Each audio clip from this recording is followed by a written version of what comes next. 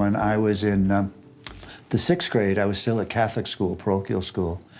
And Sister Mary Margaret came in one day with a phonograph, and she put on Puccini love duets. And there were 30 of us in the class, 29 were doing spitballs, reading, sleeping. I was like, oh, this is fabulous.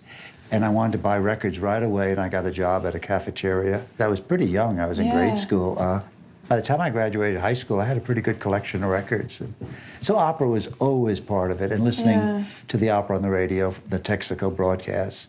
So all of these things made me respect the performing arts. My parents loved plays like Streetcar and Death of a Salesman, and would talk about them and leave the programs out. And my father played Guys and Dolls and Kiss Me Kate a lot in South Pacific. And he loved Edith Piaf and Billie Holiday and Ethel Merman. So I got very used to distinctive voices, which probably is how I ended up being a fanatic for Maria Callas. I like people who sing one note and you say, oh, that's Maria Callas. I like very specific voices. And I think it's all led to who I am as a grown-up writer. But when I came to New York, I went to Columbia. I wanted to be a journalist. And during my freshman year, I think I realized how much I love theater.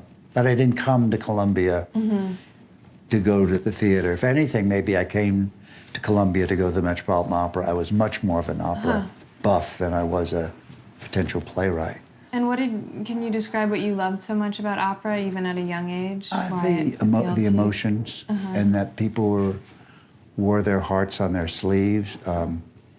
I like frank, emotional stuff. And it doesn't bother me that I could stab myself in the heart and sing a 10-minute farewell to life, because I hope when I do stab myself in the heart, I will have 10 minutes to put it all together somehow in a beautiful passage. How did your parents feel about you becoming a playwright?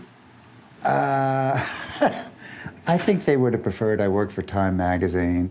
And if I was going to do journalism, it would have been feature writing. I once did an interview with Lyndon Johnson when he was running for the Senate. Really? Yeah, and while I was interviewing him, Lady Bird called, and he was talking to her on the phone, and I noticed he was flipping through a copy of Playboy magazine. So I put that in the interview, going, yeah, Bird, yeah. Well, tell him they can't. He's looking at Miss January, you know.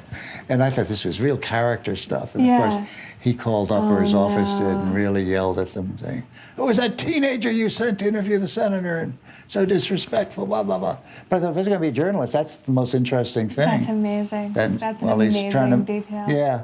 So I was sort of drawn to the quirky, the more dramatic.